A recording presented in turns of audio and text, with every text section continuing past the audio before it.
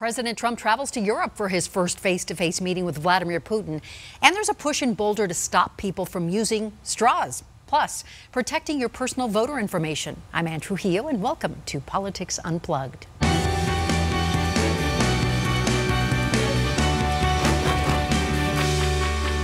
Well, it might as well have been the main event at the G20 summit. The world watching and cameras flashing as President Trump and Russian President Vladimir Putin met face-to-face for the first time on Friday in Germany. And it was the first meeting for the two since U.S. intelligence says Russia, and specifically Putin, meddled in the 2016 election in an effort to get Trump elected.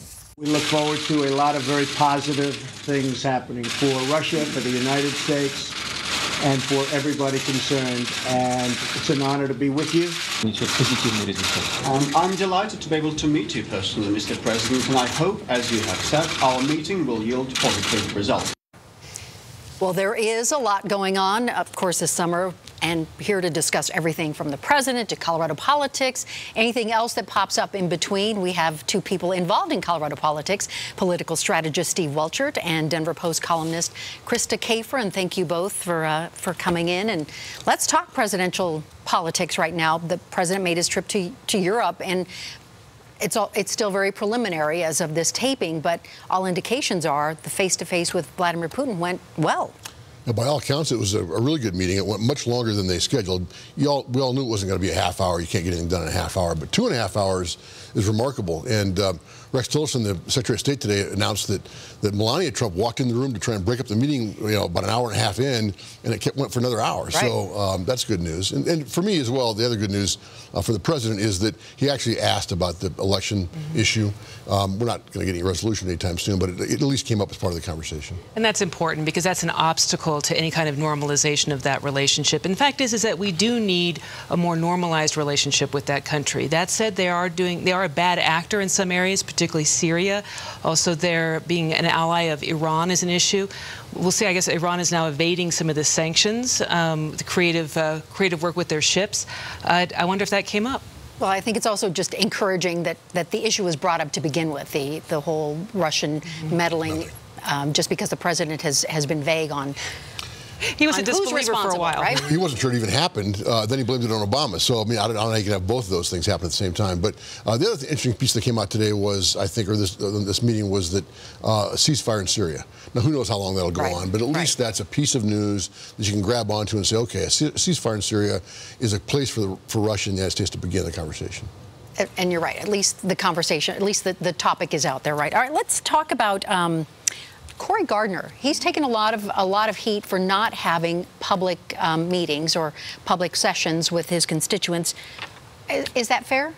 Is that fair? I don't think it's fair. I mean, having these public meetings are difficult because they end up being more of a dog and pony show. You get a lot of activists come in that do not reflect the opinion of the average Coloradan. There's a lot of mudslinging, a lot of, holding up of signs. It's not really a town hall. It's really just, like I said, a dog and pony show. But when you're an elected official, isn't that your job, period? It is. And, having a couple of these would probably be in his best interest. But I can understand why he's meeting with small groups and not meeting with the general audience. Well, as a guy who had a couple of members of Congress on his team in 2010, I can tell you that they were tough to have, but they're important to have. You have to let the steam off the pot, too. You have to give people a chance to talk about these things, and, nobody to blame but themselves. If you're going to negotiate in secret to write a health care bill, then when it pops out and people are disappointed, you have to be ready for that response, I think. And I'm going to just ask anyway, what do you think is going to happen with the health care bill? I think anything could happen. So if you're a betting person, put money on equal sides, right? A bet on red and black. It's difficult. Do you go with a repeal only? Do you try to cobble something together? Whatever it is, the Republicans can only lose 2 votes in the Senate. Otherwise, it's a non-starter. Yeah, but repeal only is not going to happen. But McConnell's going to introduce a new piece of legislation after the holidays period's over. So we'll see how that goes. But I think the right move would be to try and cobble together a Republican and Democratic coalition to do an Obamacare fix and actually provide something that people really want. Well, we will, of course, be watching that for sure. Let me ask you about the shooting in D.C. and Steve Scalise still in the hospital. Do you think that will change anything? I mean, this has been a nasty year politically. Will that change anything? I don't think it will. I think people who use regular, thoughtful rhetoric will continue to do so, and those that use inflammatory rhetoric, maybe they took a week-long pause, but I think they'll just be back at it. It gets headlines. It gets them what they want, which is the attention they want. Krista's unfortunately probably right about this, but boy, I got to tell you, between Gabby Giffords and the Scalise shooting, and I mean, we're at a place now that's just really bad, and it's not good. It's ugly. It's ugly, an ugly place for politics. These people are in public service, and no matter what party you're in, there should be a respect for how you're going to conduct yourself. And we're in a crazy time right now, and I feel a little upset about all this violence that's going on, in the whole world. Well, and Representative Scalise was back in ICU last I checked. I mean, he's not out of the woods. Right. But again, will the activists that are on either far end, will they kind of tamp down the rhetoric? I just don't see that happening. It's less likely with the president who keeps tweeting the way he tweets, frankly. Yeah, you got a good point. Yeah. All right, let's talk about the Supreme Court. We know that a Lakewood baker, Jack Phillips, the owner of Masterpiece Cake Shop, he's going to get his case heard before the U.S. Supreme Court. Justice Gorsuch, how do you think he will weigh in on this, or the impact he will have on this decision? Boy, it's hard to prejudge that, but he's made arguments in the past that would support the bakery, and that'd be problematic for Republicans moving forward, I think.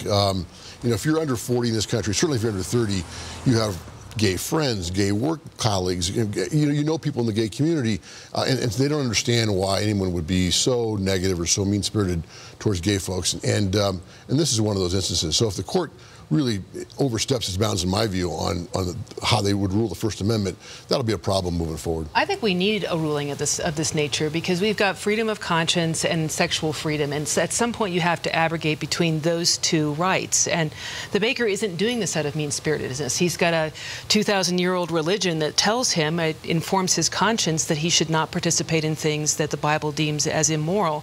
He serves gay customers all the time. He just doesn't want to participate in making cakes for gay weddings. I think the case has to be heard, because there is a question of artistic expression, a question of speech, and a question of freedom of conscience, all of which are protected in the First Amendment. Well, we're going to hear it, that's for sure. That's for sure. Yeah. All right, the governor's race.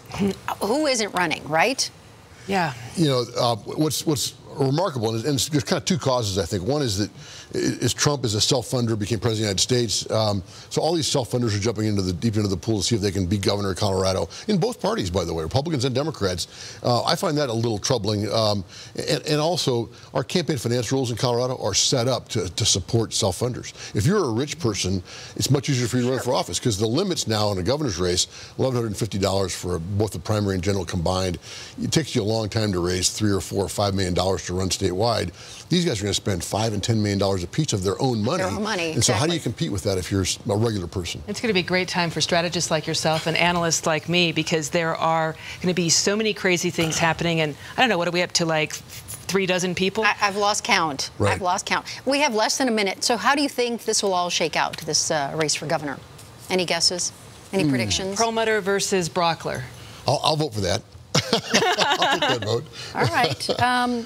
Both of which are good men, so we'll see what happens. Okay. But is Walker Stapleton going to get in, the state treasurer? No one's heard from him in a while. But didn't he write a book? Isn't it the first step? All right, okay, fair enough. And Donna Lind. Or do it. And Donna Lind, I think Donna Lind may get in yet next week. Yeah. We will be watching and talking about this. Thank you both so much for being here. We appreciate it always to talk politics with the two of you. When we come back, we're talking to the president of the Women's Foundation, so stay right there. We'll be right back.